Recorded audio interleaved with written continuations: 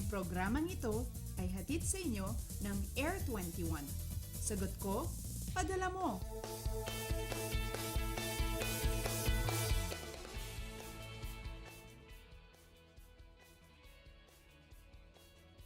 Magandang umaga, Pilipinas! Thank God it's Friday! Kung kayo ay may mga pahabol na destinasyong pupuntahan bago matapos ang bakasyon, best watch Panahon TV this morning para malaman kung ano ang magiging weather condition sa Pilipinas, especially this weekend. Good morning rin sa mga manggagawang Pilipino may pasok ngayong umaga. Tara na't simulan ang programa mula sa Pag-asa Weather and Flood Forecasting Center kasama ang inyong weather girl, April Enerio, ngayong Biyernes, May 15, 2015.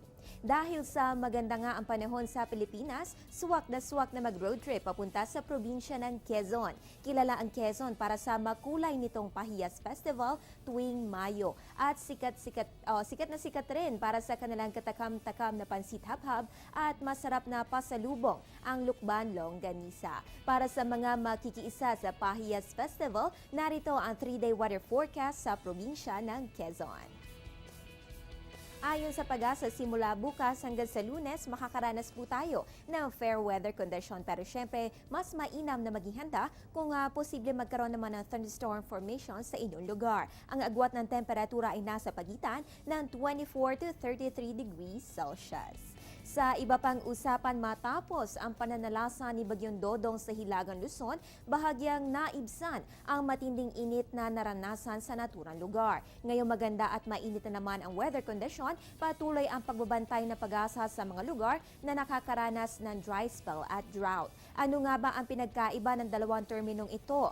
Ang dry spell ay nangyayari kapag 3 buwang magkakasunod na below normal ang rainfall condition. So that's 21 to 60% reduction sa pag-uulan. Pero kapag drought o tagtuyo na ang pinag-uusapan, ito yung 3 consecutive months na way below normal ang rainfall condition o more than 60% ang ibinaba mula sa average na pag-ulan. Sa drought and dry spell outlook na inilabas na Pag-asa nitong Mayo, 4 na probinsya ang inaasahang maisama sa mga lugar na makakaranas ng drought o dry spell ngayong buwan. Kabilang dito ang Camarines Norte, Catanduanes, Quezon at Romblon. Samantala, 12 probinsya naman ang inaasahang mas lalala pa ang drought at dry spell. Kabilang dito ang Albay, Bataan, Batangas, Biliran, Cavite, Cebu, Ilocos Norte, Leyte, Misamis Occidental, Pampanga, Zamboanga del Norte at Zamboanga del Sur.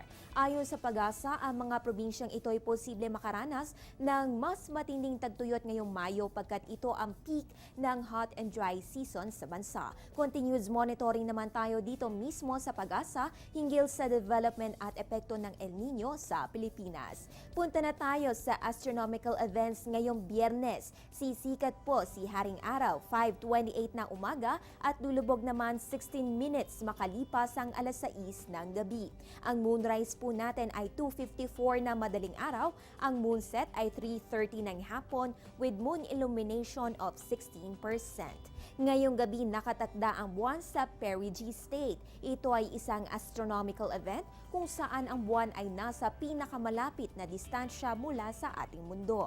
Dahil dyan mas malaki at maliwanag ang buwan, although kumbaga manipis na letter C ang makikita sa kalangitan pagkat ito ay nasa waning crescent moon phase. At dahil malapit rin ang buwan sa mundo, mas malakas rin ang gravitational pull nito kaya asahan ang higher variations ng ating tides. At napag-usapan natin ang tides, narito naman ang tidal prediction along Manila Bay courtesy of NAMRIA. Ang ating pong high tide ay may 0.78 meter 8:12 ng umaga habang ang low tide ay 0.18 meter 1:23 ng madaling araw.